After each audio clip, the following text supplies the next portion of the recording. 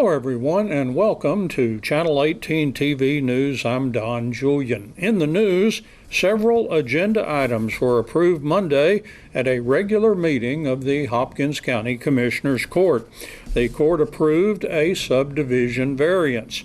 A property owner is retiring and wishes to sell 48 acres while keeping 3 acres for herself. The Commissioners Court also awarded a high bid for a house currently located on the Precinct 1 County Barn property. The house has been a rental for the county, but Commissioner Mickey Barker decided to sell it. 4 bids were received, and the house will be removed. The court also approved an agreement for a security access control system. Commissioners also approved a budget amendment for purchase of a tractor for the county jail trustees forum. The court okayed a contract for additional research tools for judges and prosecutors, and the court gave the Brinker Water Supply Corporation permission to lay a 4-inch water line on east side right-of-way of County Road 3528, starting at County Road 3600 and continuing north for 2,580 feet. Action was needed after a property owner refused to allow the Water Supply Corporation to run that water line across their property. A successful year for Wildcats band members continued last week during UIL Region Solos and Ensembles competition hosted by Sulphur Springs High School at First Baptist Church in Sulphur Springs. We get results and more from Wildcats band director Spencer Emmert. Kind of one of the contests that we don't necessarily think being UIL sanctioned for band is solo and ensemble, which is. UIL covers that, and it's an opportunity for our kids to actually perform as individuals or small groups versus the other UIL contests, which are a full band. We actually hosted the contest at First Baptist, and we really just want to say thank you so much to First Baptist for opening their campus. About 800 kids were there. We had judges from across the state and all the directors from the region. So it was quite an undertaking. Not only do our students actually perform for judges for their solos and ensembles, but they also have to run the contest. Our students provided the monitoring services, all of the logistical needs for running the contest, getting the rating sheets back to the offices, hosting the contest, hospitality, all those things. And what was really neat before we get to the actual performances, we had several band directors that normally would go to another contest, but for one reason or the next, a conflict needed to come to ours. And they were just really complimentary of our competition. They said the students were just professional. The organizational part of it was second to none. And they said, man, we've been to lots of these contests, and this was just exceptional. So for that, we say thank you to all of our students and all of my staff for helping run that competition. I think that was great. Our students, we had a great day performance-wise. We had 35 students earn a First Division medal, which is the top rating you can get. Of those, several of our students qualified for state. Class 3, Class 2, Class 1 solos, and ensembles also. A student can perform any of those, and if they do well, they get a First Division. If they perform a Class 1 solo and also memorize it and also receive a First Division, that qualifies them for the state competition in Austin in May, the end of May. We had 23 qualify for that, which is great. We had 15 soloists, and last year we had 6. So that tells the growth of what's happening. It is a great thing to see the students just the work ethic and the business kind of mind-centered aspect of what we do is taking hold, and it really is awesome. Yeah. Back in the Charlie days, at one point he began to emphasize solos a little bit more than ensembles. He was really interested in getting a lot of kids in solos. What's your philosophy concerning solos and ensembles? The exact same way. We actually only had a few ensembles this year, and we really liked all of our students that are in those ensembles to also be doubling as a soloist. No question about it. The solo aspect of it is more educational. It's more beneficial. It builds the individual player better. The ensemble to us is kind of the gravy on top of the chicken fried steak. It's something that you do a little bit extra for, and it's a great chance for that. We have 4 qualifying ensembles for state contest, and of those, most of those students also qualified as soloists. Okay, very good. What's next now for band? We are really segueing into our full-fledged concert and sight reading prep. That's one of the big ones that goes along with our sweepstakes award, our fall marching band competition, and then our spring concert band, which will prepare 3 pieces of music selected from a list that will perform for adjudicators at competition. Then the students directly, as soon as that performance is done, they stand up and go into another room and compete in the sight reading room, which is where they'll perform a piece that none of us have seen, and I only have 7 minutes to go over it with them. If they receive first divisions across the board, as we did last year, we'll get one of the highest honors in UIL, state UIL, which is the Sweepstakes Award. It's pretty cool. The Sweepstakes trophy in and of itself is probably the second largest in UIL, behind the state football championship. So that tells you kind of the level of respect that coveted award comes with from the state. And so that's our biggie right now. We're excited to get to do that, and kids are working hard. During February, we're putting a focus on FFA as well as 4-H. Today we meet the officers of the Saltillo FFA chapter. I'm Cheyenne Neal. I'm Dylan Beadle. I'm Chaley Spear. I'm Will Gurley. I'm Reagan Spear. And I'm Eric Hochels. Okay. Tell me, and you're all here in your real great looking jackets this morning and fully in uniform for FFA. You look great. Do you enjoy going like to Fort Worth and other places, and people maybe turn and watch you as you go by in a group? Do you ever get that response? Yes, ma'am. Yeah. A lot. A lot of people have a lot of pride in FFA and seeing each class of kids as they come along. So I'm going to start on this side for Chaley. Is that right? Yes, Chaley ma'am. Spear. And so please tell us what you do in your chapter and also in school. I'm the treasurer, and my chapter, we did projects for San Angelo and Fort Worth. Okay, how did you do in Fort Worth? We did really well in Fort Worth. We got a blue ribbon. What did you show? We showed a portable picnic table. Okay, so ag mechanics Yes, project. ma'am. Okay, thank you, Chaley. Will, tell us about yourself. I'm the reporter of the Saltillo FFA chapter. Okay. And What do you do in school? What do you like? What is your best? probably ag. Okay, ag. We'll just Enjoy put that ag. down. What about shows? Do you show projects? Yes, ma'am. And we're actually showing in the stew and auction.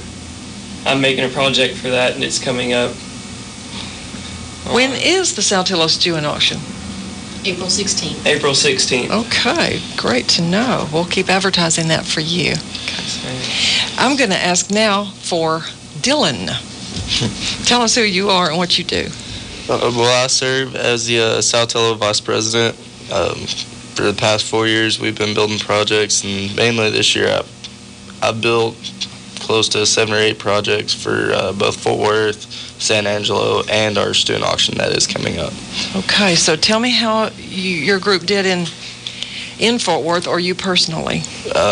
Personally, I had a 16-foot farm gate I placed with a blue ribbon on it. I also had a set of brand new hay forks I built and got a blue ribbon on it. And then we had a group swing that also got a blue ribbon. Great. Okay. What grade are you in school? I'm a senior. Okay. Tell us briefly about your future plans. My future plans basically is I'm going to go to welding school and get my bachelor's in welding, and then I want to go back and get my master's in engineering and become a structural engineer. What schools do you plan to go to? Kilgore and probably Tarleton. Okay. Good luck on all your future plans. Let me ask Reagan, and talk real loud. I'm secretary of the South Tillow FFA. I went and showed in Fort Worth. I took a feeder and panel, so that it made it easier to get the job done. I'm a sophomore. Okay. Do you feel that ag-related lifestyle will be part of your life? Yes, ma'am. I've been debating on whether to be a vet when I get older or just, be a physical therapist. Okay. And it's just a really good skill to have and stuff. Okay. Well, as a sophomore, you already know kind of a path or two that you would like to try for. Yes, ma'am. That is good to hear. Excuse me. Somebody forgot to turn their phone down. I'm going to ask Eric. He's way back there in the corner. Eric, tell us about yourself. I'm the Sentinel FFA. Okay. Sentinel of your chapter? Yes. What does that mean? I'm stationed by the door. I hold the door open for people to come in. Have you been going to meets all across the state, or what towns have you gone to? Like shows? I went to Fort Worth and San Angelo. Okay. Do we have other shows we're going to? We've been to Dallas AgMech, and we will participate in the Mount Vernon South Tillow Young Farmer Show. Okay. And hopefully in Netla AgMech. Okay. So, and Dina Neal is telling me over here, she's out of camera range, but they have also been to the Dallas show, Ag Mechanics, and will participate in the Mount Vernon and South Tillow Young Farmers event that's a joint event each year. Yes, ma'am. Okay, and we'll look forward to that. Is there anyone I haven't called on? Okay, Cheyenne, tell us about yourself. I'm Cheyenne Neal. I am our chapter president. Okay. And I have participated in AgMech, dairy shows, and speaking events. Okay. How did you, or when was it on your path along? Because you come from a family that does this, and very well, successfully. How did you come to know that you wanted to follow that same path, or that you wanted to participate in speaking or ag mechanics? In my freshman year, it was kind of just a big thing that was expected, but I really enjoyed it more than anything, especially the speaking sides of it, and getting to put myself out there and show my skills. Okay, and that's a good life skill, that you can develop through FFA. There's so many things. So I know none of us can wave a magic wand and decide just how our life will play out or what our future will be, but I'm going to ask some more of you. Like, I'm going to ask Eric, what do you think you want to be in life or do? I'm going to go be a diesel mechanic for tractors. Okay, diesel mechanic. Are you a junior? I'm a senior. Okay, senior. Senior Eric Hogels. And Dylan, have you got your life path already mapped out? Yeah, just basically I wanted to go get my bachelor's in welding and then also go back and get my majors in engineering. And you think you'll go to Kilgore for the... Yes, ma'am. First of all? Okay, good. Who else has something else that they would like to add that I haven't thought to ask about where you're heading to? Will, have you told us? Where do you think you want to do in life ag-related? I think I'd like to be a game warden. I think that'd be a really neat job. get me involved in the wildlife and learn more about it. Okay. Did all of you come from families that suggested ag or FFA? Or are you one of those kids that just gets born into a family that didn't have any of those roots? What about you, Ch.18? I moved here in like 6th grade, and that's when I decided to join ag because it looked like it had a lot to offer that I would love to enjoy to do. Okay, great. Will, back there. Did your family kind of push you towards ag or FFA? We've always been an agricultural family, small farm, and I've always enjoyed it. So I think you also do sports in your family, don't you? I don't really. Okay. I mean, I enjoy baseball, but I'm not really that involved in sports. Okay. Well, none of us really know what our future will hold. What about you, Reagan? Same as Will. Our families have small farms, and we're just, it's all ag-related. Okay. So. What about the Saltillo FFA meeting that takes place, or event, or is it a show? What is that? Cheyenne, can you tell me about that? Or? We hold our student auction, and it's basically to help raise money for our chapter. We take projects that we've built throughout the year and auction them off, and whatever money is made goes back into our chapter to help buy more supplies, but it also goes into our Blue Jackets Bright Future Scholarship, which is made for our seniors. Okay. In sports, the Wildcats tennis varsity and JV teams played in a Paris tournament last Thursday and Friday. Both groups collected a lot of medals. We learned more from Wildcats tennis coach Tony Martinez. We played JV on Thursday and varsity on Friday, and we did real well in both days. We were able to pick up some medals in some key, events. And what we're looking for, like in our varsity, we have the mixed doubles team of Jonah Kirkpatrick and Jolie Cantu. They have been playing solid. They're throughout the year. We didn't lose any matches in team tennis and mixed doubles, and they did well this past weekend. Our hardest team was Princeton. We were able to take an 8-7 victory over them. We were down 7-6, but we were able to come back and win the match.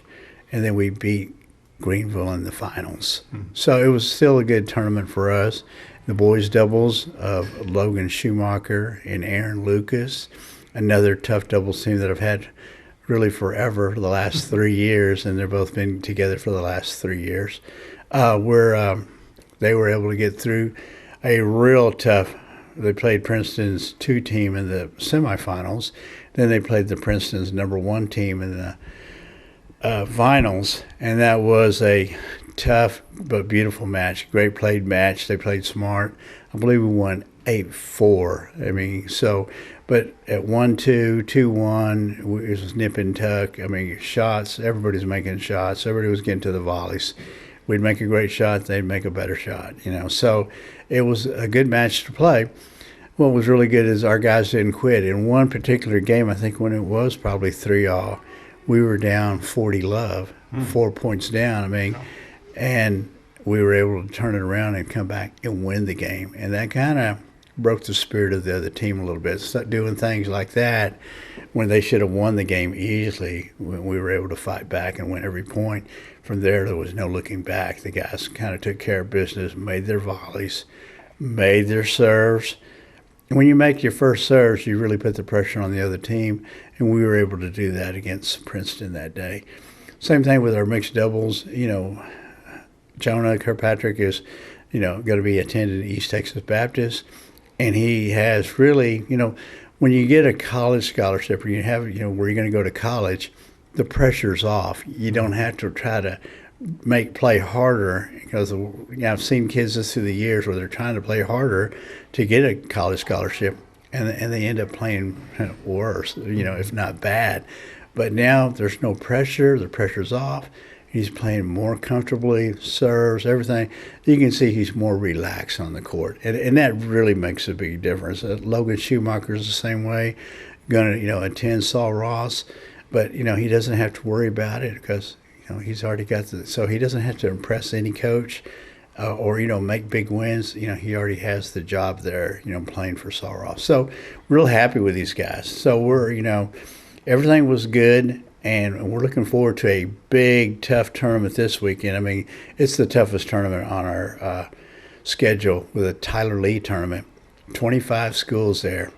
Every 125 is the top 10 or the who's who out here in East Texas, be it Longview or Texas High or Kilgore or, All Saints. Everyone you turn around, and then there's teams from Rockwall, Heath, that are involved. So then you have the familiar faces of Hallsville, teams Lindale, so Van and Wills Point, and Wills Point's probably got one of the top teams here too, from going to state last year.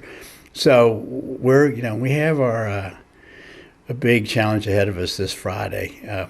There's over 400 players involved in the tournament with 25 schools, and then we're at 7 different sites. So, and it's what's good about this tournament, you're guaranteed 4 matches. So they're playing it out. So we're going to have our kids, be challenged, but that's what we're going for. That's what you're looking for. And that's how you get ready, prepared.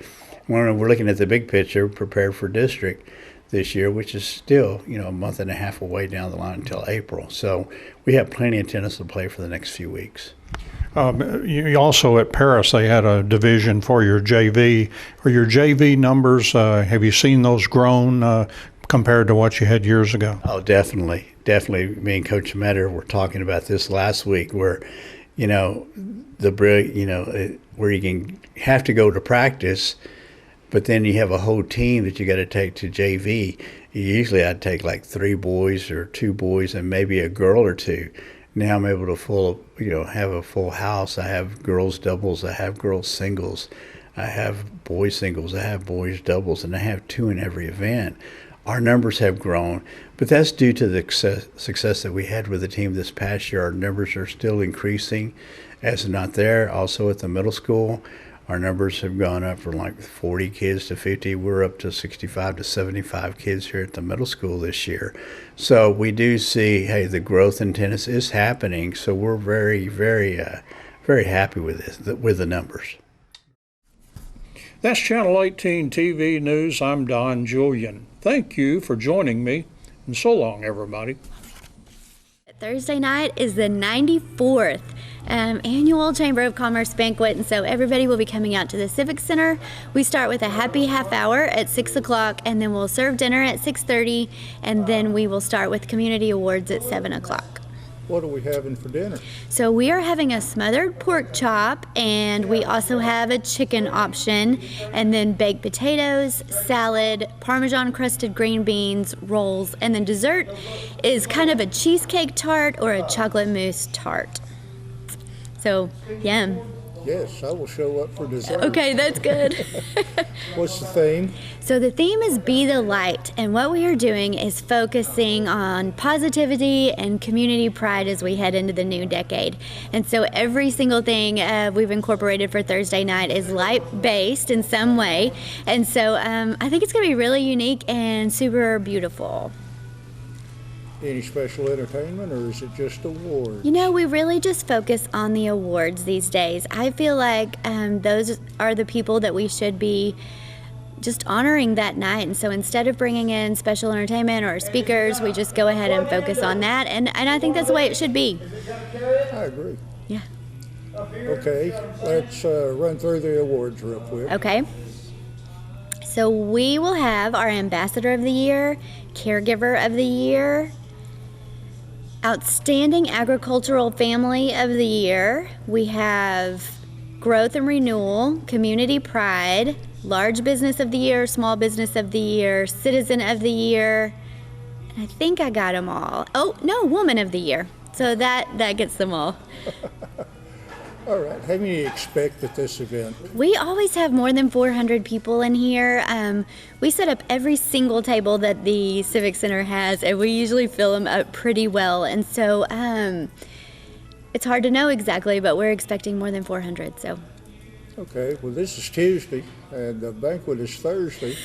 How long does it take to set all this stuff up, and So how many's involved? Well, I'll tell you this. We worked all day long yesterday doing some preliminary things to get ready, and then we bring in just what I call my army of volunteers tonight, which is Tuesday night. And then those are all of my ambassadors and board members. They come in, we set up all the tables, we get them all decorated. So hopefully by Thursday morning, we're completely done and ready to go. Once again, this is Thursday night beginning at 6 o'clock. 6 o'clock for the meet and greet. That's right. So it's a networking 30 minutes where people can just get to meet other people, introduce themselves, make new friends. And so it's a fun 30 minutes to have.